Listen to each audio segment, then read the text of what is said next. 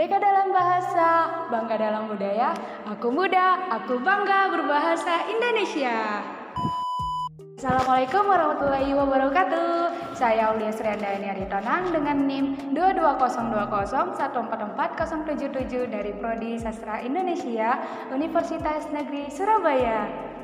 Di sini saya akan mengajak teman-teman untuk bangga berbahasa Indonesia. Hal yang paling utama di sini kita pasti mengetahui suatu kejadian peristiwa penting bagi Indonesia. Terlebih lagi, pada peristiwa itu diperjuangkan oleh generasi muda kala itu. Apakah itu? Sumpah Pemuda. Nah, pada Sumpah Pemuda ini pasti kita mengetahui apa sih isi dari Sumpah Pemuda tersebut. Isi sumpah tersebut adalah janji-janji para pemuda yang ingin menciptakan sebuah tanah air yang satu, bangsa yang satu, dan bahasa yang satu, yaitu Indonesia.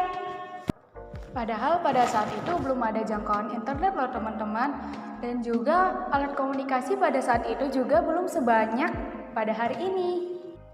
Namun, kaum muda kala itu memiliki gambaran tentang negeri ini yang memerlukan satu bahasa yang mudah dipahami dan dipelajari sebagai alat komunikasi pemersatu bangsa antara suku, ras, dan budaya yang ada di Indonesia. Dapat diambil contoh dari seorang wisatawan yang sering berkunjung ke daerah-daerah wisata yang ada di Indonesia. Tentunya pada daerah wisata tersebut memiliki beragam ras, suku, serta bahasa daerah yang ada pada daerah tersebut. Nah, mereka tidak perlu memusingkan mengenai bahasa tersebut karena bahasa Indonesia ini hadir untuk menyatukan perbedaan-perbedaan yang ada di Indonesia. Pasti di antara kita masih beranggapan, mengapa sih kita harus bangga dalam berbahasa Indonesia? Nah, alasannya selain dari dampak Sumpah Pemuda yang diikrarkan pada tanggal 28 Oktober 1928 yang menyatukan perbedaan bahasa yang ada di Indonesia dari sekian banyaknya menjadi satu, yaitu bahasa Indonesia. Ada lagi loh alasan lainnya untuk kita bangga dalam bahasa Indonesia. Apakah itu?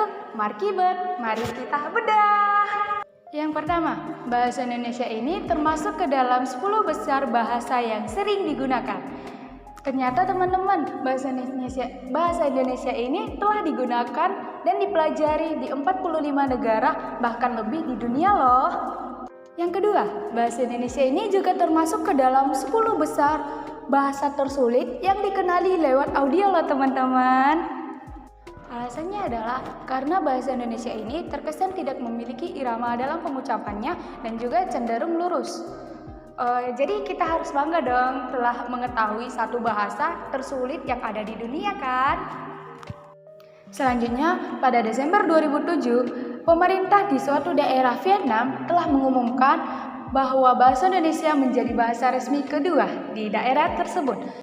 Uniknya, bahasa Indonesia ini berkedudukan sama dengan bahasa Inggris, Prancis, serta Jepang. Yang terakhir, terdapat beberapa pusat pembelajaran bahasa Indonesia di negara-negara lain loh, seperti Mesir, Jepang, dan Afrika. Dengan ini, teman-teman pastinya tahu dong mengapa kita harus bangga dalam berbahasa Indonesia.